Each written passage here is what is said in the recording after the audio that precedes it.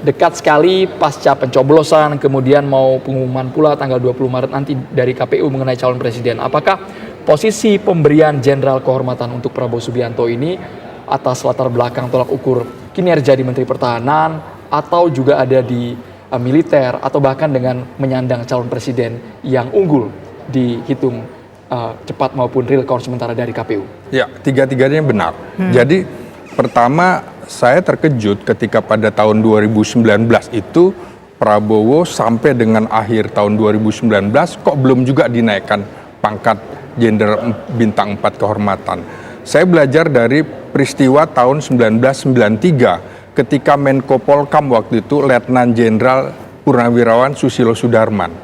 Nah, itu juga diberikan pada Maret 1993 diberikan pangkat jenderal kehormatan. Itulah awal mula Orde Baru memberikan pangkat jenderal kehormatan pertama kepada Jenderal Susilo Sudarman. Alasannya adalah Menko Polkam itu membawahi Menhan, kemudian Pangap, Kepala Staf Angkatan yang posisinya jenderal bintang 4 gitu. Nah, kemudian rasanya memang agak kikuk ketika kemudian senior ini memimpin anak buahnya, tapi anak buahnya sudah bintang 4. Sama dengan kasus Prabowo ini, Menteri Pertahanan sebagai pembangun kekuatan, kemudian ada Panglima TNI sebagai pengguna kekuatan, kemudian Kepala Staf Angkatan pembina kekuatan, dan itu perwira tinggi bintang 4 semua. Maka kemudian saya sampai bertanya kepada asisten khusus Menhan, Letnan Jenderal Purnawirawan Safri Samsudin, saya bilang, ini kapan ini diberikan pangkat jenderal kehormatan? Perlu diketahui bahwa selain pangkat reguler, ada yang namanya pangkat sementara, pangkat lokal, pangkat tituler, pangkat anumerta, dan pangkat kehormatan.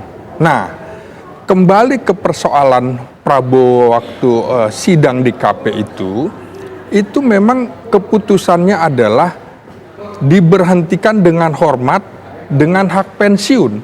Jadi bukan dipecat. Nah, pada saat itu mestinya Kepala Staf Angkatan Darat misalnya, dia punya hak sebagai perwira penyerah perkara bisa saja melaporkan kepada Presiden B.J. Habibie untuk dimahmilupkan. Nah, kalau sudah dimahmilupkan, maka itu ada keputusan yang tetap. Artinya peradilan pertama dan peradilan terakhir yang vonisnya tidak bisa dibanding baik oleh terdakwa, pengacara maupun auditor militer. Kasus Prabowo ini juga hampir sama dengan kasus Dewan Kehormatan Militer yang waktu itu memeriksa Mayor Jenderal Sintong Panjaitan. Diberhentikan dengan hormat.